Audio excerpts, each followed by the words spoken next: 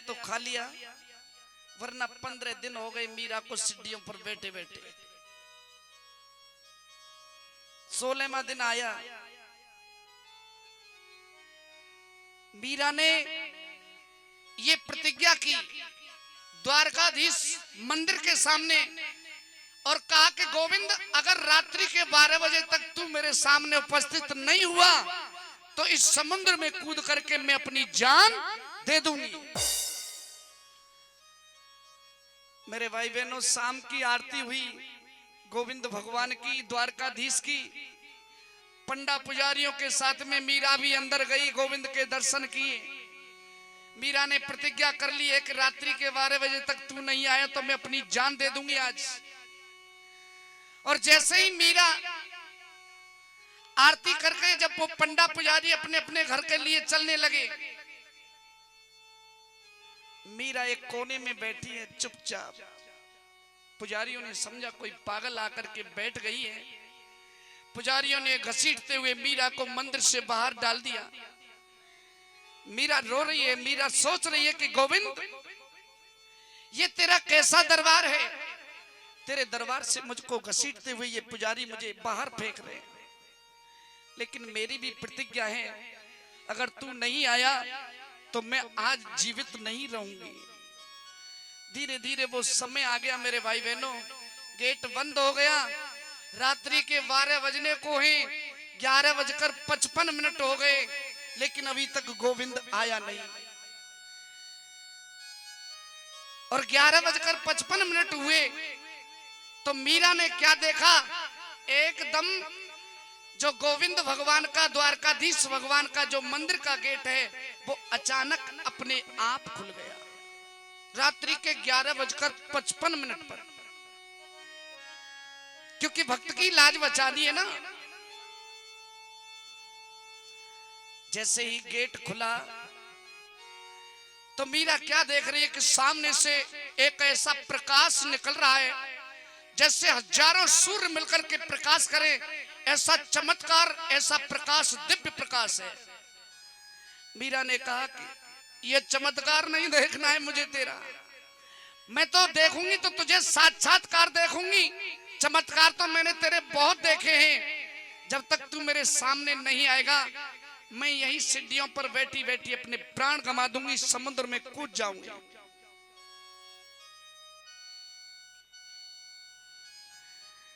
तभी मीरा ने क्या देखा, जो द्वारकाधीश भगवान की मूर्ति है, ठीक 12 बजने को हुए वो मूर्ति बीच में से अचानक फट गई। एक हिस्सा इधर सरक गया, दूसरा हिस्सा इधर सरक गया, और दोनों हिस्साओं की भुजाएं निकल करके द्वारकाधीश ने अपने हाथों को बढ़ाना प्रारंभ किया। और जहां मीरा पड़ी थी द्वार पर, मीरा को अपने हाथों में समेट लिया और धीरे धीरे धीरे धीरे आज मेरे गोविंद ने मीरा को अपने बीच में ला करके खड़ा कर दिया।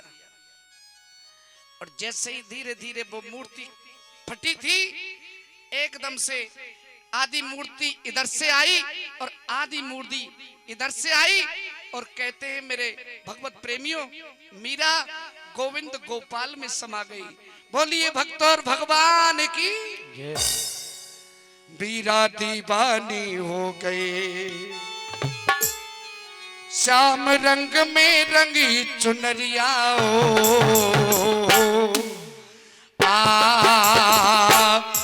मीरा दीवानी हो गई, मीरा मस्तानी हो गई, मीरा दीवानी हो गई, श्याम रंग में रंगी चुनरिया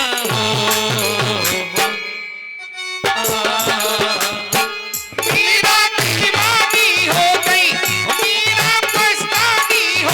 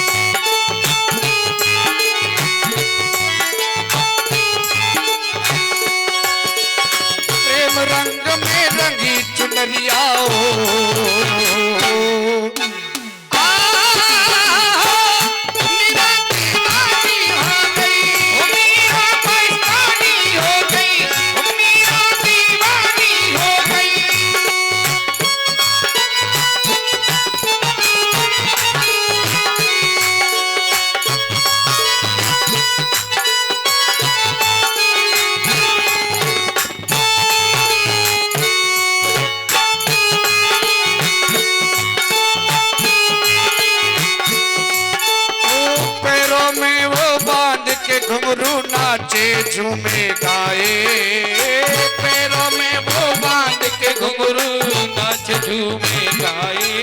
ओ श्याम रंग में भई दीवानी और न कोई भाए, श्याम रंग में भई दीवानी और न कोई भाए। ओ श्याम रंग में भई दीवानी और न कोई भाए, श्याम रंग में भई दीवानी और न कोई भाए। वृंदावन की गली डगरिया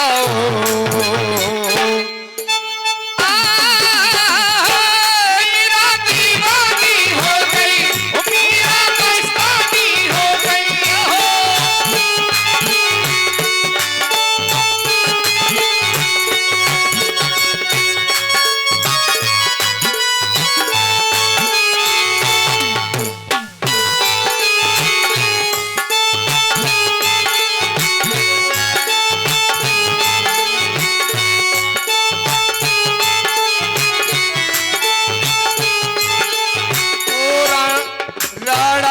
राजधानी छोड़ी लोक लाज सब तोड़ी, राणा की राजधानी छोड़ी लोक लाज सब छोड़ी।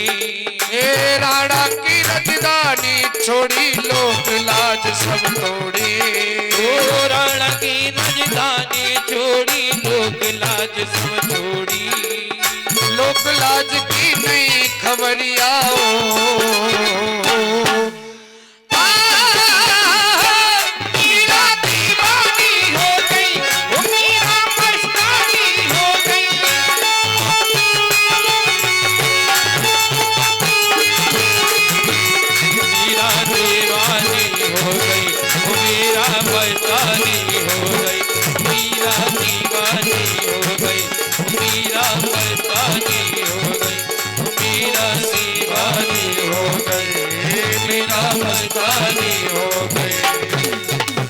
बोलिए गोविंद भगवान की जय हो।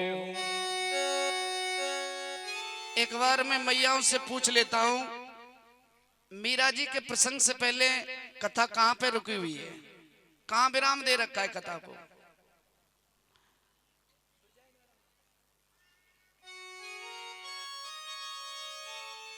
देखिए ऐसा नहीं होना चाहिए, नाचने गाने में ठीक है, आपका उत्साह है ये, और कथा के अंदर उत्साह होना भी चाहिए। आज गोपियों के साथ में मेरे गोविंद रास, अब पंडित जी को बड़ा अभिमान है कि हम तो विद्वान हैं, प्रकांड विद्वान हैं। पंडित जी ने सोचा कि ये ग्वारिया गमारिया न जाने कहां से चले आए हैं। पंडित जी ने ब्रजवासियों की राम राम भी नहीं ली, बोले भी नहीं, और मन में सोच रहे कहां से चले आए ये ग्वारिया। अब जैसे ही पंडित जी नहीं बोले तो लाला लौट आए, भैया खाली हाथ लौटना पड़ो ब्रजवासी को। जब लौट करके कन्हैया के पास में पहुंचे, कन्हैया बोले कछु लाए खाएबे को? सखा बड़ी गुस्सा में है, बोले लाए थे का जी 5 अंगार ले खावे वो। कन्हैया बोले भैया ऐसे काहे को बोल रहे, ऐसे काहे को बोलो?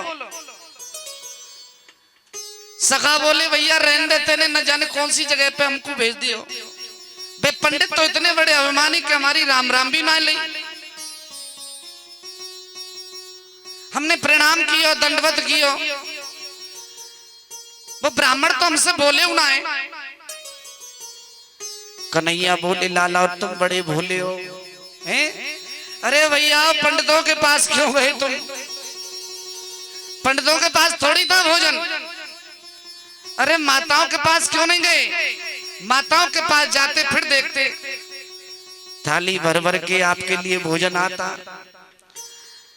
एक बात बोलूं, पुरुषों की अपेक्षा माताओं का हृदय ज्यादा कोमल होता है, इनके अंदर करुणा होती है, बड़ा सुंदर भाव है। न गृहम गृहमित्या गृहिणी गृहमुच्यते मनुस्मृति में लिख दिया है साफ साफ, ये ईंट पत्थर के मकान का नाम घर नहीं है, बल्कि गृहिणी का ही नाम घर होता है।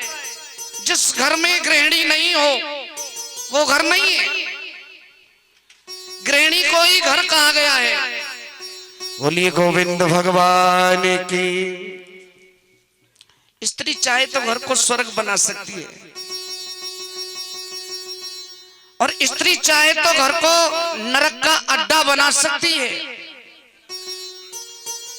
इसलिए मेरे गोविंद ने कहा कि लाला तुमसे भूल हो गई, तुमको पंडितों के पास नहीं जाना था। पंडित जी के पास क्या रखा है, वो तो पूजा करने में मस्त होंगे।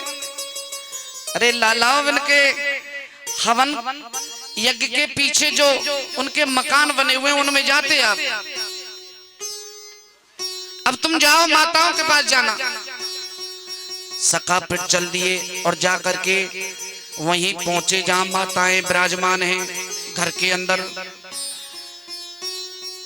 बड़ी सुशीला परम भक्तमयी यज्ञ पत्नियां वहां बैठी हैं। ग्वाल वालों ने देखते ही बोली, ओहो आओ भैया, कहां से पधारे हो? छोटे छोटे सखा बोले, मैया हम बलराम और कृष्ण के सखा हैं। यहां से थोड़ी दूरी पर बलराम और कृष्ण दोनों भैया गाय चराए आए और उनको जोर की भूख लगी है, इसलिए मैया आप उनके लिए खावे के ताई कछू देओ।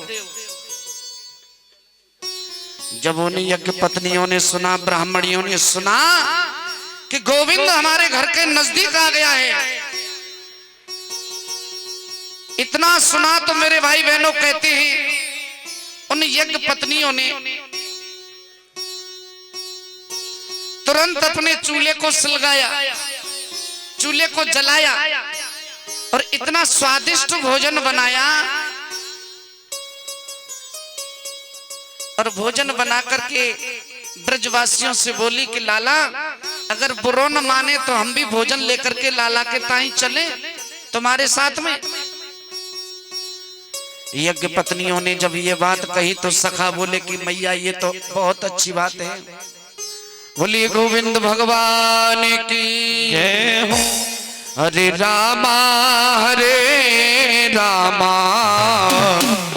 रामा रामा हरे हरे, हरे रामा हरे रामा रामा रामा हरे हरे। ओ हरे कृष्णा कृष्णा कृष्णा कृष्णा हरे हरे, हरे कृष्णा हरे कृष्णा कृष्णा कृष्णा हरे हरे। मन है जाति वालों ने राम जी के चरणन में, मन है जाति वालों रे राम जी के चरणन में। ओ तेरी अंगे कवनिया रे आओ दिने पल भर में, ओ तेरी लेके खबरिया रे काऊ दिन पल भर में। ओ हरे रामा राम राम हरे हरे, हरे राम हरे राम राम हरे हरे। ओ हरे कृष्णा कृष्णा कृष्णा हरे हरे, हरे कृष्णा हरे कृष्णा कृष्णा कृष्णा हरे हरे। हरे रामा राम राम हरे हरे, हरे राम हरे राम राम हरे हरे। बोलिए गोविंद भगवान की जय हो। जय जय श्री राधे। हरिओम हरिओम हरिओम। यज्ञ पत्नियां जो हैं आज सखाओं के साथ में लालाओं के लिए भोजन लेकर के पधारी है। कितना आओ बोले बाल कृष्ण लाल की जय। यज्ञ पत्नी आज लाला के लिए भोजन लाई है। ब्रजवासी भी उनके साथ में आए हैं। लाला को गोदी में बिठा करके वो यज्ञ पत्नियां भोजन करा रही हैं। बड़ा ही वात्सल्य भाव है उनके अंदर। लालाओं को भोजन करा करके जब लौटी, लाला ने कहा कि मैया अब तुम्हें अपने अपने घर के लिए जाना होगा, क्योंकि आई थी जब पंडितों से बात करके नहीं आई, अपने पंडित जी की आज्ञा लेके नहीं आई, क्योंकि पंडित जी तो उस समय हवन पर बैठे हुए बोल भी नहीं सकते। घूंघट की आड़ करके पंडित जी न देखेंगे न बात होगी, और लालाओं के संग उस वन के अंदर चली आई। अब कन्हैया कह रहे हैं कि मैया तुम्हें अपने अपने घर के लिए जाना होगा। मैया बोली कि अब हम कैसे जाएंगे, हमारे ब्राह्मण हमको अपनाएंगे नहीं। कन्हैया बोले कि आपका आदर पहले से भी ज्यादा करेंगे, ये मेरी गारंटी है, आप जाइए तो सही। जब यज्ञ पत्नियां लौट करके गई, पंडित जी को मालूम पड़ा, पंडित जी ने ये देख लिया कि इनको कन्हैया के दर्शन हुए हैं, बड़ा आदर किया, बड़ा सत्कार किया। कई कई जन्म जब निकल जाते हैं, हम न जाने कितनी सालों से गोविंद की आराधना कर रहे थे, लेकिन गोविंद का दर्शन हमको नहीं हो पाया, और आपको बिना पूजा किए ही गोविंद के दर्शन हो गए, बिना पाठ किए ही गोविंद का साक्षात्कार हुआ है आपके लिए। बड़ा आदर किया है, सत्कार किया है। इस प्रसंग से यह शिक्षा मिलती है, प्रभु को अगर पाना है तो ज्ञान के अभिमान में आकर के प्रभु कभी नहीं मिलते। अगर प्रभु को पाना है तो केवल प्रेम की आवश्यकता है। इसलिए कहा है गोस्वामी जी ने, राम ही केवल प्रेम पियारा, जानिल हो कोई जाननहारा।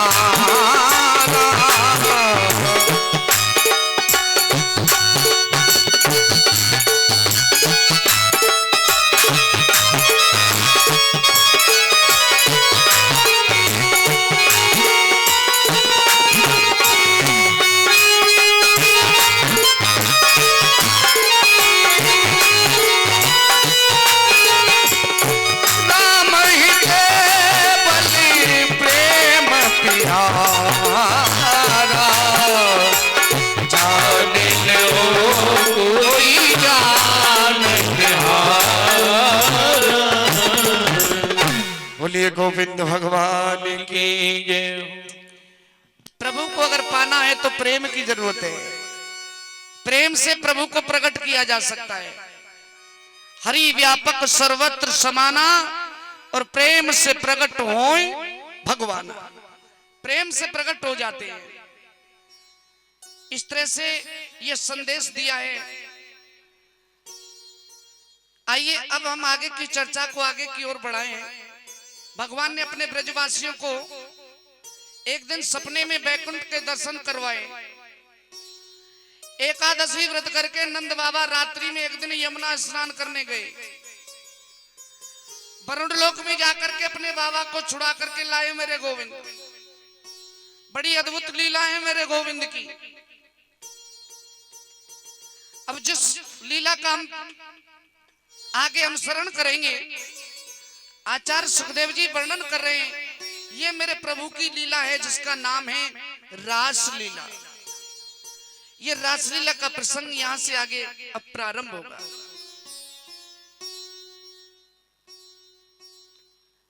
ये रास का प्रसंग मेरे भाई बहनों इतना अद्भुत और इतना पावन है। प्रथम सुमिर भागवत भक्त भगावत वाणी, द्वितीय राधे भक्ति व्यास नव भांति भकानी, तृतीय करे गुरु मुझ समझी दक्ष सर्वज्ञ रसीलो, चौथे होए विरक्त बसे बन राज वसीलो, पांचे भूले देह सुधि तब छठे भावना रास की, साते पावे रीत रस श्री स्वामी हरिदास की। रास का प्रसंग बड़ा ही पवित्र और पावन है। आइए शुरुआत करते हैं।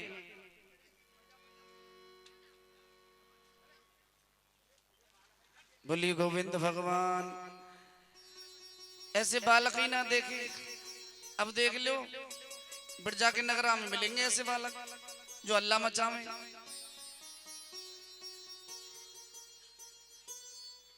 आइए देखिए, बड़ी बड़ी दूर से श्रोतागण आ रहे हैं, बड़ा भाव लेकर के उपस्थित हो रहे हैं। ये भागवत चर्चा जो ज्ञान की गंगा यहाँ चल रही है, इसमें बैठ करके गोता लगा रहे हैं और फिर उसमें कोई विघन डाले तो ये अच्छा नहीं लगता है। रास का प्रसंग यदि सुनना है तो श्री हरिद्वार स्वामी जी ने लिखा है कि जो बांके बिहारी के प्राकट्य करता है, पहले भागवत सुने और अपने मुख को पवित्र और पावन बनाए, अपनी वाणी को पवित्र करे। व्यास जी ने नवदा भक्ति का वर्णन किया है, उसके आधार पर जीवन यापन करना चाहिए इंसान को। तीसरी बात यह कि गुरु श्रेष्ठ बनाना चाहिए, और जिस इंसान के जीवन में गुरु नहीं तो उसके जीवन में कुछ नहीं। गुरु बिन भव निधि तरे न कोई, जो विरंच शंकर सम होई। जिस इंसान ने मनुष्य जन्म पा करके अगर गुरु नहीं बनाया तो भैया उसका जीना धिक्कार है। क्यों धिक्कार होता है? अगर द्वारे पर कोई भिखारी आ जाए और तुम बा के लिए भीख डाले, चुकटी डाले, तो जब तक आपका गुरु नहीं होगा तो वो चुकटी भी वहां नहीं लगेगी, वो भीख भी आपकी नहीं लिखी जाएगी वहां खाते में। क्योंकि गुरु जो है वो भगवान के दरवाजे की किवाड़ है, और वो किवाड़ जब तक नहीं खुलेंगी तो भगवान का साक्षात्कार आपको नहीं होगा।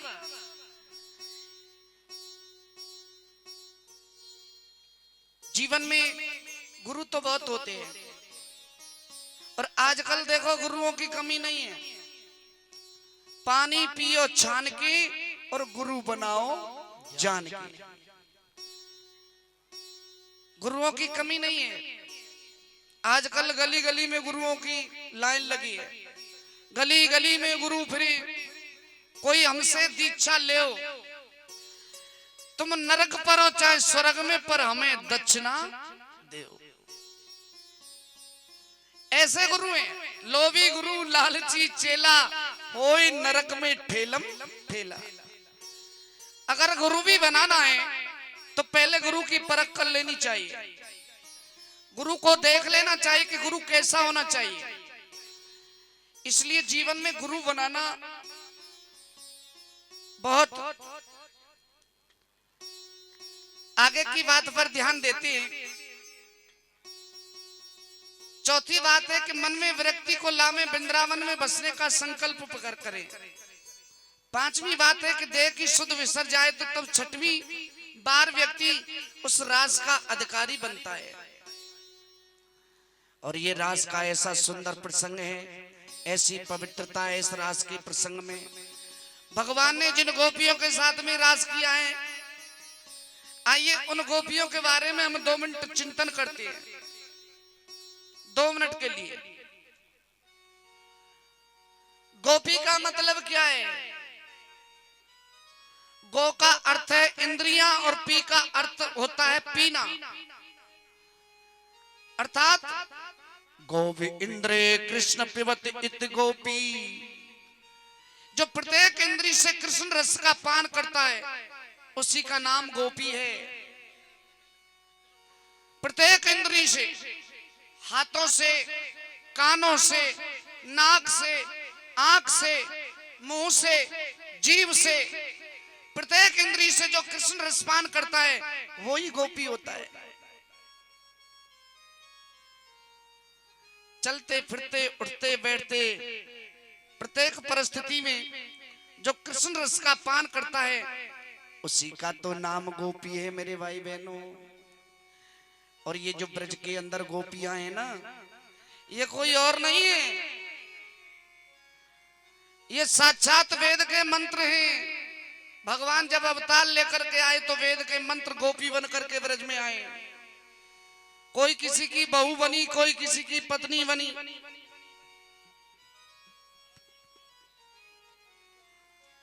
भगवान राम जब 14 वर्ष के लिए वन में गए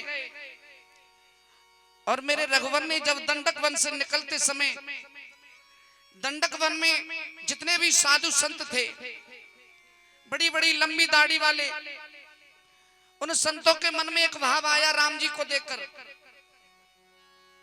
एक भावना जगी। और वो भावना क्या थी कि हम लोग भी अगर स्त्री रूप पाकर के इनकी सेवा करते तो कैसा होता। भगवान ने उनकी भावना को पहचान लिया और भगवान ने कह दिया कि इस युग में तो मैं तुम्हारी सेवा नहीं कर पाऊंगा, लेकिन द्वापर युग में आपको गोपी के रूप में जरूर स्वीकार करूंगा। बोलिए बाल कृष्ण लाल की जय।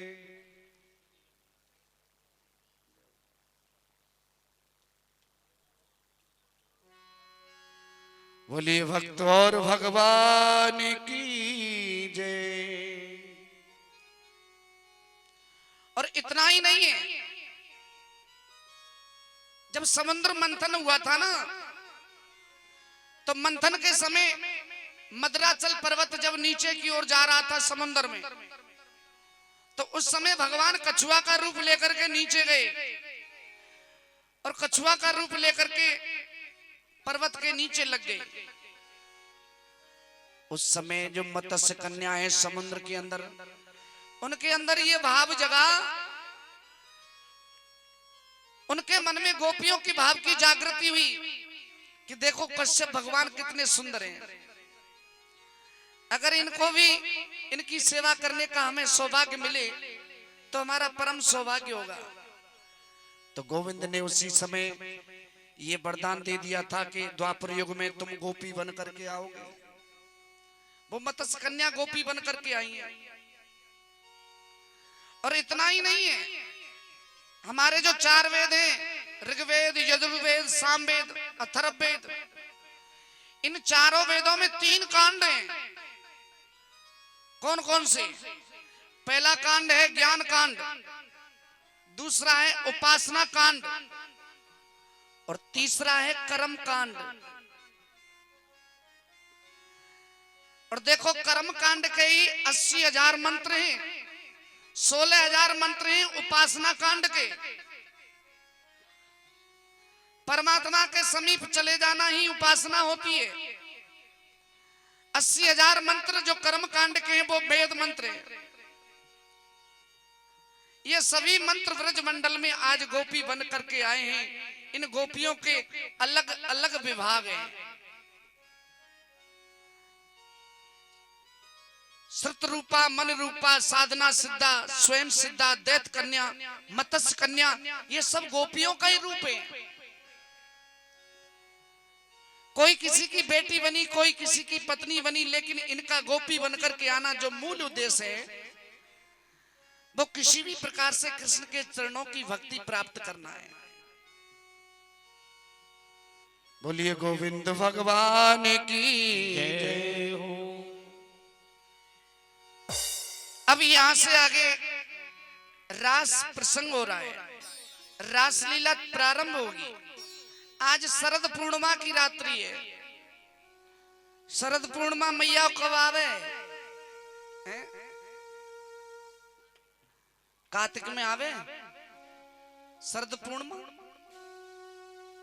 बाद में हम खीर बनावे घर में, खीर को प्रसाद बटे, वही शरद पूर्णिमा की बात है।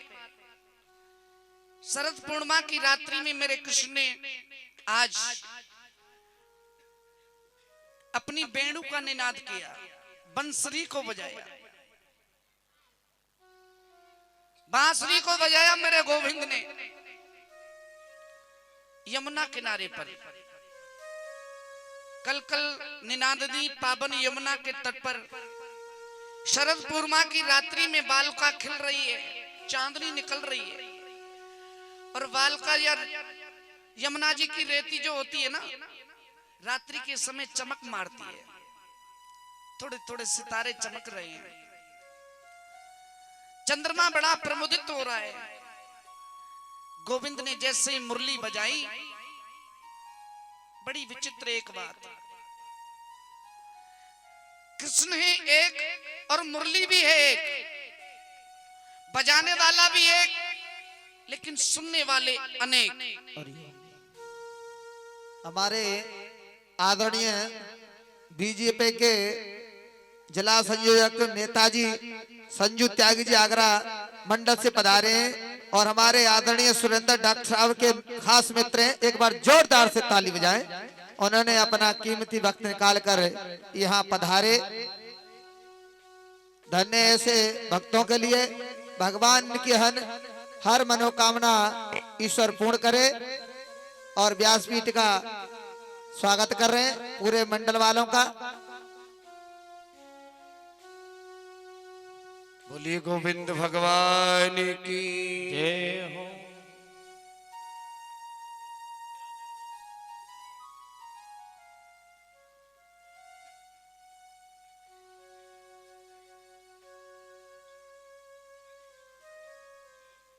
राधे राधे बोलो भैया श्री राधे, श्री राधे बोलो श्याम राधे, राधे राधे बोलो भैया श्री राधे, श्री राधे बोलो श्याम राधे। ओ राधे राधे बोलो भैया श्री राधे, बोलो श्री राधे। ओ राधे राधे बोलो भैया श्री राधे, श्री राधे बोलो श्याम राधे। राधे राधे बोलो भैया श्री राधे, श्री राधे बोलो श्याम राधे। ओ राधे नाम जप ले प्राणी हो, राधे नाम जप ले प्राणी, तेरी तो दिन की है जिंदगानी, गुरु की शरण में चित्त धर ले, श्री राधे बोलो श्याम राधे। राधे राधे बोलो भैया श्री राधे, श्री राधे बोलो श्याम राधे। ओ राधे राधे बोलो भैया श्री राधे, श्री राधे बोलो राधे राधे बोलो भैया श्री राधे, श्री राधे बोलो श्याम राधे। ए हरि।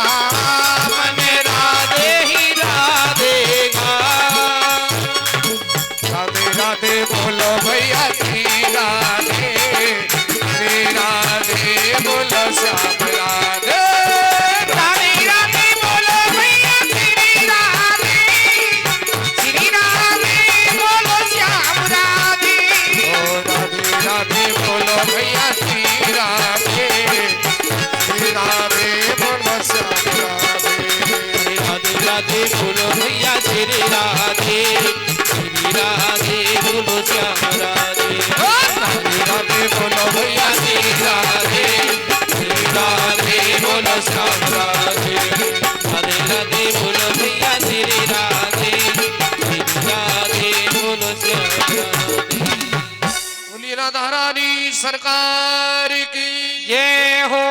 बोलिए गोविंद भगवान की जय हो। आज 84 कोस के ब्रजमंडल में रहने वाली जितनी भी गोपियां हैं, जब कृष्ण की मुरली को सुना तो उन व्रजांगनाओं को ऐसा लगा कि मानो श्री कृष्ण हमारा नाम लेकर के हमें पुकार रहे हैं। और जो गोपी जिस कार्य में व्यस्त थी उसी कार्य को बीच में छोड़ करके चल पड़ी है।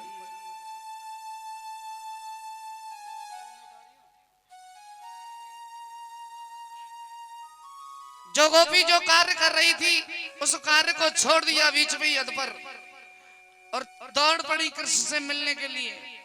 बड़ा ही सुंदर भाव है। गोपियों को ऐसा लगा कि गोविंद हमारा नाम लेकर के हमें पुकार रहे हैं, जल्दी आओ।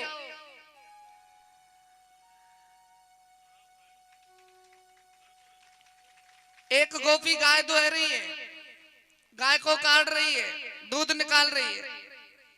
और जैसे ही गोपी ने मुरली में अपना नाम सुना, दूध का बर्तन वहीं पटक दिया, दौड़ पड़ी कृष्ण से मिलने को। एक गोपी तो अपने बच्चे को दूध पिला रही थी और जैसे ही मुरली की आवाज सुनी, मुरली की तान सुनी, बच्चे को पालने में डाल करके दौड़ पड़ी कृष्ण से मिलने के लिए। और एक गोपी अपनी आंख में काजल लगा रही थी, एक आंख में काजल लगायो दूसरी में ना लगायो, दौड़ पड़ी कृष्ण से मिलने को। ऐसा अद्भुत भाव है। एक गोपी ने तो बिना लहंगा के ही साड़ी को पहन लिया और दौड़ पड़ी कृष्ण से मिलने के लिए। बड़ा सुंदर भाव दिया है। और देखो, एक गोपी के तो पति भोजन कर रहे थे उस समय, भोजन परोस रही है गोपी। और जैसे मुरली की धुन सुनी, मुरली की धुन को सुन करके उसकी ये परिस्थिति बन गई। पति कह रहे कि थोड़ा सब्जी में नमक कम है, नमक लेके आओ।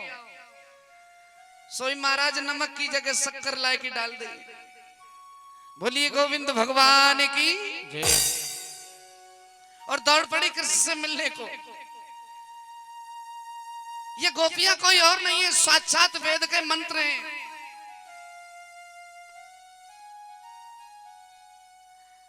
अब एक गोपी को तो उसके पति ने पकड़ करके कमरे में बंद कर दिया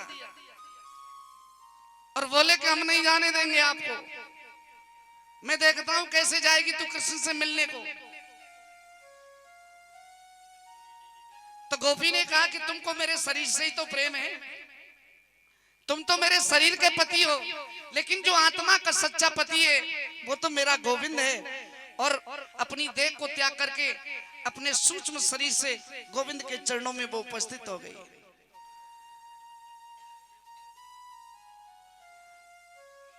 कृष्णम विदुपान्तनतो ब्रह्मतया मुने।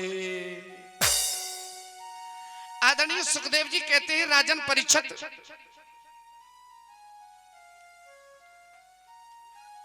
मैंने तुम्हें पहले ही बताया था कि किसी भी भाव से कृष्ण के चरणों की भक्ति हमको प्राप्त होनी चाहिए, हमारे अंदर तन्मयता आनी चाहिए। और तन्मयता जब आएगी तो कृष्ण मिलने की विरह अपने आप हमारे अंदर जलने लगेगी। समस्त कर्म उसमें जल करके दग्ध हो जाएंगे। अब गोपियों के साथ ऐसा ही तो हो रहा है। मेरे गोविंद जिधर नजर डाले उधर से हजारों गोपियां चली आ रही हैं, इधर नजर डाले तो हजारों गोपी इधर से चली आ रही हैं, इधर नजर डाले तो हजारों गोपियां इधर से चली आ रही हैं।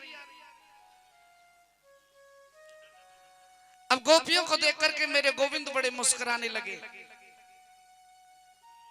और गोपियों को जैसे ही आते देखा बड़े प्यार से बोले, मेरे गोविंद स्वागतम वो महाभागा प्रियम किम करवाणि वज्रयानायम कच्चिद ब्रूतागमन कारणम। स्वागत है, सुस्वागत है आपका। आइए आप यहाँ आई हैं, बड़ा स्वागत और सम्मान करता हूं मैं आपका। देवी आइए, बड़ा स्वागत कर रहे हैं मेरे गोविंद। हे महाभागाओ, आपके आगमन से आज मुझे बहुत आनंद मिल रहा है जो आप आइए। गोपियों के मन में बड़ी प्रसन्नता हुई, मुरली में हमारा नाम लेकर के हमें बुलाया और हम नाम सुनते ही दौड़ी दौड़ी चली आई और आने पर कृष्ण हमारा स्वागत कर रहे हैं, ये भी बहुत अहोभाग्य है। स्वागतम वो महाभागा। लेकिन स्वागत करते करते मेरे गोविंद मुस्कुरा करके बोले, आप यहाँ आई तो हैं, लेकिन आई क्यों है ये तो आपको ही बताना पड़ेगा।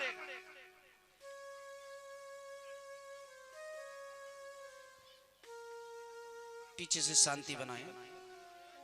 देखो, पंडाल के आसपास थोड़ी शांति जरूर होनी चाहिए। शांति होती तो कथा कहने का आनंद कुछ अलग होता है। गोविंद बोले कि गोपियों से कि बताना तो आपको ही पड़ेगा कि आप यहाँ क्यों आई हैं। गोपियां बोली कि अब क्या बताएं, हम तो सबको छोड़ करके चली आई और आप हमसे पूछ रहे कि क्यों आई हो। वो लाखों गोपियां नीचे गर्दन करके खड़ी हो गई, लेकिन कोई जवाब नहीं दे रही है। कन्हैया बोले, नहीं नहीं, ऐसे काम नहीं चलेगा, बताना तो पड़ेगा। रजन्य सा घोर रूपा घोर सत्ता निसेविता प्रत्ययात व्रजहने हस्तेयम स्त्रियम स्त्रवी सुमध्यमा। ये रात्रि कितनी घोर रूपा, इस रात्रि में तुम चली आई हो। देवियों, इस घोर रूपी रात्रि में अपने अपने पतियों को छोड़ करके तुम मेरे पास चली आई हो, इस निर्जन वन में। क्या ये अच्छी बात है आपकी? जाओ, लौट जाओ, अपने पतियों की सेवा करना अपने अपने घर जाकर। और नारी के लिए परम कर्तव्य यही होता है कि पति की सेवा करना। बेचारी गोपियों के पास में कोई जवाब नहीं है इस समय, गर्दन नीचे करके खड़ी हुई है।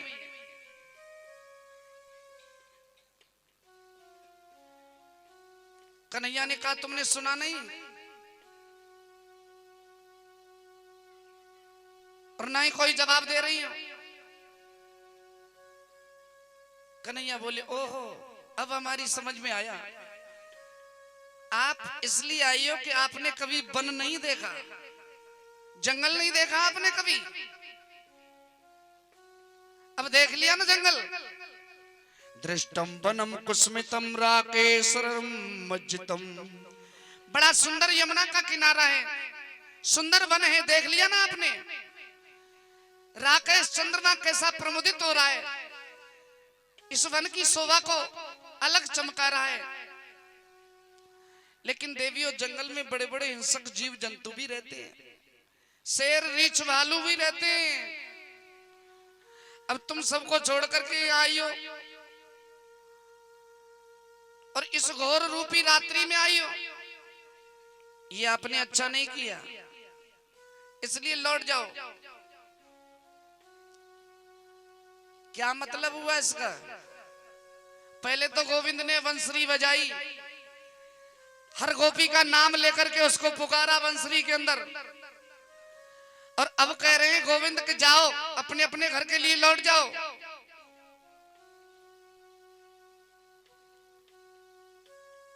सुखदेव जी कह रहे, राजन परीक्षित, क्या अर्थ निकलेगा इस बात का? आचार्य सुखदेव जी बोले, परीक्षित, पहले तो परमात्मा जीव को अपने पास में बुला लेता है, और जीव जब पास में आ जाता है तो भगवान उसको ठोक पीट करके देखते हैं ये कच्चा है या पक्का है। इसलिए गोविंद गोपियों की परीक्षा ले रहे हैं। भगवान परीक्षा लेता है जीव की। आया तो है, लेकिन कहीं संसार की वासनाओं को लेकर के तो नहीं आया मेरे पास। अगर वासनाओं को लेकर के आया तो इसका आना बिल्कुल व्यर्थ है मेरे लिए। इसलिए श्री कृष्ण ने गोपियों से पहले ही परीक्षा ले ली है और उन्हें कुछ संदेश दे रहे हैं मेरे गोविंद। बोले कि ये पतिव्रता नारी के लक्षण नहीं है, तुमको अपने अपने घर पर जाना होगा लौट करके। कुछ पौराणिक कहानी सुना रहे मेरे गोविंद उन ब्रजांगनाओं को। ब्रज की गोपी गर्दन नीचे करके खड़ी हुई है। भगवान कहते हैं कि देखो एक पतिव्रता नारी थी, घर के आंगन में बैठी चावल बीन रही थी बेचारी, और पति कहीं बाहर से आए तो पतिदेव को देखते ही वो खड़ी हो गई, चावल अलग रख दिए, पति पत्नी दोनों बैठ गए। अब बैठे बैठे पति जी को नींद आ गई। नींद आई तो पत्नी की गोदी में अपना सर रख लिया और सो गए। अब उस स्त्री का एक पुत्र है 15 महीने का, वो बालक घुटवन घुटवन चलता है। पति सो रहे गोदी में मूड रखकर, सर को रखकर, और वो बच्चा घुटवन घुटवन चल करके एक अग्नि कुंड के पास पहुंच गया। अब उस नारी ने देखा कहीं मेरा बेटा इस अग्नि कुंड में न गिर जाए, इकलौता बेटा है। और वो बच्चा क्या समझे अग्नि कुंड को। पुराने जमाने में मैया भट्टा खोद के दूध औटायो करई ना, ऐसो भट्टा जल रहा आंगन में, उसमें अग्नि प्रज्वलित हो रही है और पति गोदी में सर रख करके सो रहे। पतिव्रता स्त्री है, पति को जगा भी नहीं सकती है, और बालक घुटवन घुटवन चल करके उस अग्नि कुंड के पास में पहुंच गया। अब वो सोच रही कहीं मेरा बालक अग्नि कुंड में न गिर जाए। लेकिन फिर उसके मन में ये ख्याल आया, यदि बच्चे को बचाने के लिए जाती हूं तो मेरा पतिव्रत धर्म नष्ट हो जाएगा, और पति अभी बाहर से आकर के सोई है, इनको जगाऊं तो जगाऊं कैसे। और यदि बालक को बचाने नहीं जाऊं तो हो सकता है कि बालक जल करके राख हो जाएगा। आचार्य सुखदेव जी कहते हैं, राजन परीक्षित, प्रभु ने गोपियों से कहा कि इतना विचार तो करो। उस बालक का अग्नि कुंड के पास में जाकर के झांकने जैसे ही लगा, वो तुरंत अग्नि कुंड में पलट गया वो बच्चा। और उस नारी ने अपनी आंखें बंद कर ली और जाकर के देखा, अंदर ही अंदर झांक करके देखा, सोच रही है कि मेरा बालक अब बचने वाला नहीं है। लेकिन फिर विचार किया कि चाहे मेरा बालक जल करके भले ही भस्म हो जाए, लेकिन मैं अपने पतिव्रत धर्म को नष्ट नहीं कर सकती। 1 घंटे के बाद में जब पति की नींद खुली, पत्नी दौड़ी दौड़ी अग्नि कुंड के पास में गई तो क्या देखा, अग्नि कुंड में बड़ी जोर से अग्नि प्रज्वलित हो रही है, और जलती हुई अग्नि के कुंड में वो बालक किलोल कर रहा है, खेल रहा है। पतिव्रत धर्म के प्रभाव से जलती हुई अग्नि चंदन के समान शीतल हो गई। अग्नि के अंदर जो दाहकत्व शक्ति होती है, वो दाहकत्व शक्ति आज समाप्त हो गई। और गोविंद बोले कि देखो ये पतिव्रता नारी का लक्षण होता है, ये होता है पतिव्रता नारी का महत्व। और एक आप हो, मेरी मुरली की तान को सुनकर के अपने अपने पतियों को छोड़ करके मेरे पास में चली आई हो, इसलिए मैं निवेदन कर रहा हूं कि आप चली जाओ। पत्नी के लिए पति की सेवा ही सर्वोच्चम धर्म है। इस बात को सुनकर के गोपियां एकदम गंभीर हो गई, नेत्रों से आंसू प्रवाहित हो गए। सोचने लगी कि भगवान बड़ी कठिन परीक्षा लेते हैं, और गोपियों ने कृष्ण से कहा कि आप जो हमें घर जाने के लिए कहते हो ना गोपाल, ये बिल्कुल अच्छा नहीं कर रहे आप हमारे साथ में। सारे विषयों को हमने त्याग दिया, आपके चरण कमलों की रज के लिए हम यहाँ प्राप्त करने के लिए दौड़ी दौड़ी चली आई हैं, और आप हमें कहते हो कि हम यहाँ से लौट करके चले जाएं। गोपी बोली, इसका मतलब यही है कि शरीर का पति तो झूठा पति होता है। शरीर के नाते ही संसार में शरीर का ही पति है, शरीर की ही पत्नी है, शरीर की ही सासू जी है, शरीर का ही बेटा है। आत्मा का पति तो केवल मेरा गोविंद है।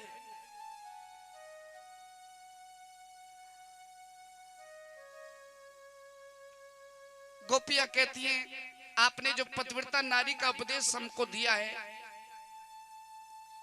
ऐसी कहानी तो हम भी दो चार जानती हैं। बड़ा सुंदर भाव दे रही हैं गोपियां। भगवान बोले, अगर जानती हो तो बताओ न दो एक आध, हम भी सुने आपकी कहानी। गोपियां कहती है कि देखो जी, एक पतिव्रता नारी है, पति की बड़ी सेवा करती है, नहलाती है, धुलाती है, खिलाती है, पिलाती है, बहुत सेवा करती है। एक बार उसके पति ने कहा, हम तो परदेश जा रहे हैं धनोपार्जन करने के लिए, मुझे ऐसा लगता है कि यहाँ कोई मिस्त्री की दुकान खुल गई है मोटरसाइकिल की। देखना कोई बालक तो नहीं लग रहा है, ऐसा महसूस हो रहा है मुझे। अच्छा, मशीन चल रही है गुरुजी, बहुत बहुत धन्यवाद। बोली बाकी बिहारी लाल की।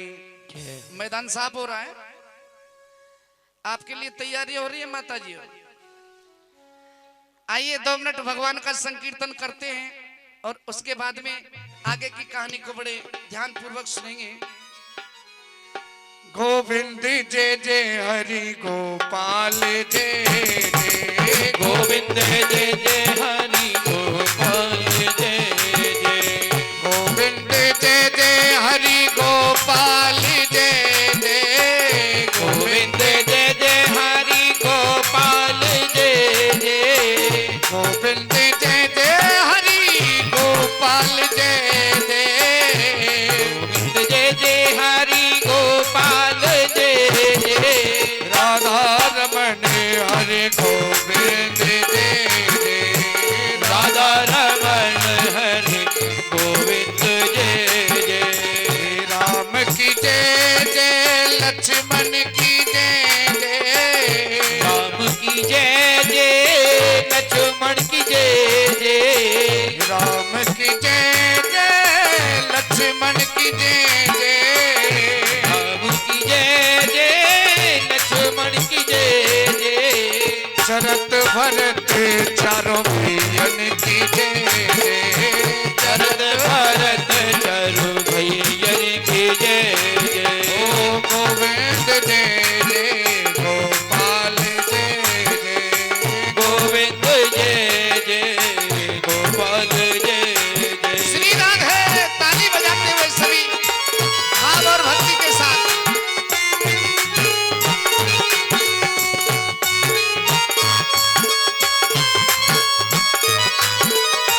ब्रह्मा की जय जय, विष्णु की जय जय, ब्रह्मा की जय जय, विष्णु की जय जय, ब्रह्मा की जय जय, विष्णु की जय जय, ब्रह्मा की जय जय, विष्णु की जय जय, उमापति शिव शंकर की जय जय, उमापति शिव शंकर की जय जय, ओ गोविंद जय जय गोपाल जय जय, गोविंद जय जय गोपाल जय जय, राधा रमण हरि गोविंद जय जय, राधा रमण हरि गोविंद जय जय, ओ राधा रमण हरि गोविंद जय जय,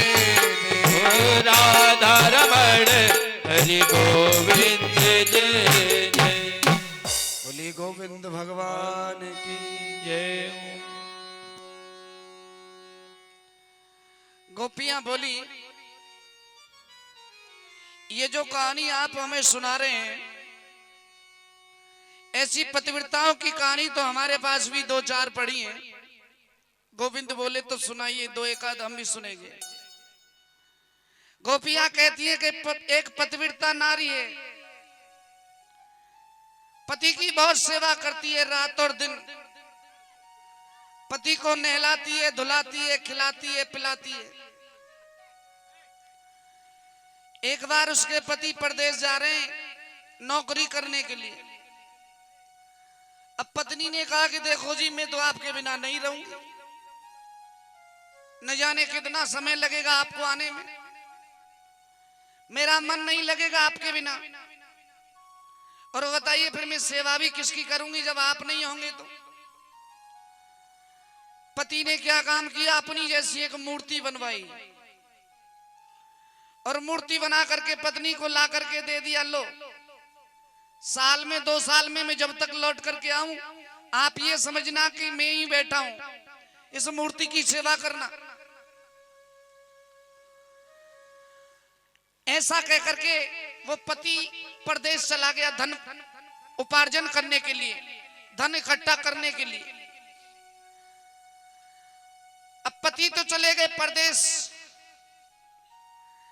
पत्नी ने प्रधान द्वार पर पति की मूर्ति को रख दिया, रातों दिन सेवा कर रही है, कभी नहलाती है, कभी धुलाती है, कभी खाना खिलाती है,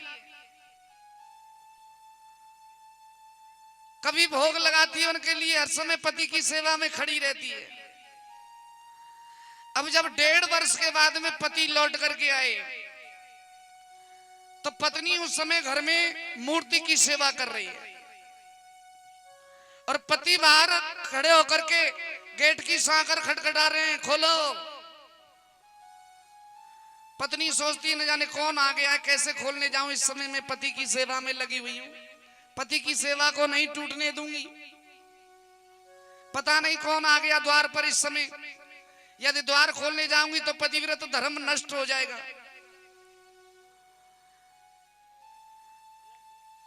घर के अंदर पति की सेवा चल रही है, पति देव 1 घंटे तक द्वार खटखटाते रहे लेकिन खोलने नहीं गई।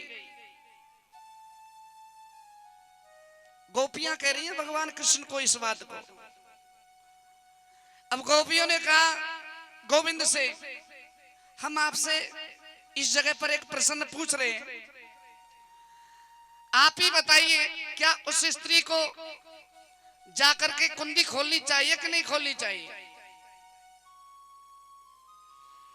भगवान बोले ये कोई पूछने की बात नहीं है, ये तो बड़ी सीधी सी बात है। जब सच्चा पति आ गया हो तो फिर झूठे पति की सेवा करने से क्या फल मिलेगा। इसलिए उसको जाकर के तुरंत द्वार खोलना चाहिए और उसका स्वागत करना चाहिए, सेवा करनी चाहिए। गोपियों की आंखों से आंसू निकल गए, बोले गोविंद आपने ही अपने मुखारविंद से हमारा न्याय कर दिया है। अब हम भी तो मिट्टी के जो हमारे पति हैं, जो संसारी पति हैं, उनको छोड़ करके जो आत्मा का पति साक्षात परमात्मा होता है, हम आपकी शरण में आए तो फिर हम झूठे पति की सेवा क्यों करें, हमारा तो सर्वस्व आप ही हो। ऐसे बर को क्यों बरे जो जन्मे और मर जाए, बरबरिए गोपाल को जैसे चुड़ लो अमर हो जाए। मीरा जी ने वर्ण किया मेरे गोपाल का। मीरा जी की बड़ी अद्भुत कहानी है मेरे भाई बहनों। राजस्थान के इतिहास में मीरा जैसी भक्तानी कोई नहीं हुई। मीरा जी के जन्मदिन की तारीख आपको मिल जाएगी, लेकिन मीरा जी की मृत्यु कब हुई ये कोई विद्वान नहीं बता सकता। मीरा जब छोटी थी 5 वर्ष की, छोटी छोटी बालिकाएं जो होती हैं 5 वर्ष की है मीरा। गांव में बारात आई है मीरा के गांव में, और जब बारात आती है तो हमारी माताएं बहनें क्या करती हैं, बारात को देखने के लिए अपनी अपनी छतों पर चढ़ जाती है कि दूल्हा कैसा है, बाराती कैसे है, देखती है ना। ऐसे ही मीरा की माँ बारात को देख रही है, गांव में बारात आई है, 5 वर्ष की बेटी है मीरा। मीरा भी माँ के साथ चली गई छत पर दूल्हा देखने को। बारात निकल करके जब चली गई तो मीरा को लेकर के मैया नीचे आई, और मीरा ने अनायास माँ से पूछ लिया, मैया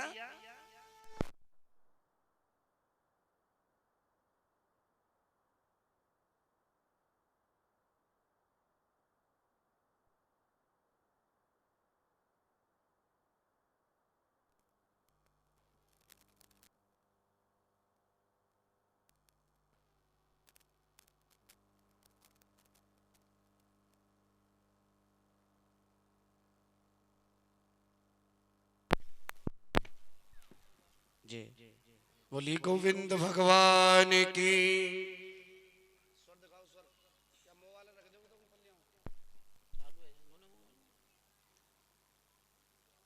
कहते हैं भाई बहनों, मैया जब नीचे मीरा जी को लेकर के आई तो छोटी सी बच्ची है ना 5 वर्ष की, देखो ये जो बैठी है सामने, इतनी बड़ी थी मीरा। अब बच्ची को क्या मालूम है क्या होता है संसार के अंदर। मीरा ने कहा कि माँ हमारे गांव में सबके दूल्हा आते हैं, लेकिन मेरा दूल्हा कब आएगा। छोटी सी बच्ची पूछ रही है। माँ को क्या खबर थी, बच्ची और बच्चे को बहलाने के लिए कुछ भी कह सकते हैं।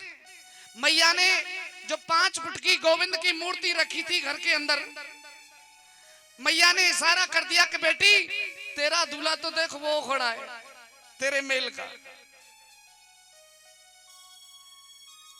माँ ने कहा, और उसी दिन से मीरा की आस्था गोविंद के अंदर समा गई कि जब माँ कह रही है तो मेरा दूल्हा यही है।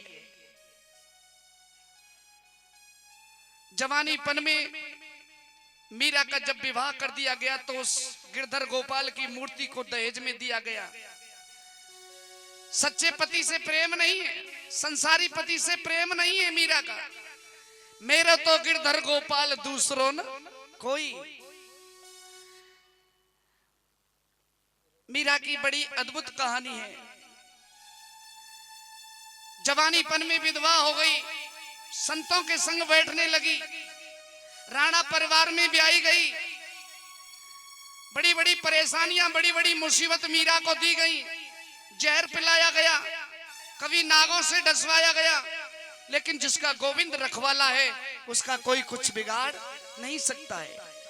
जाको राखे साइया मार सके ना कोई, वाल नवा को कर सके जो जग बेरी हो।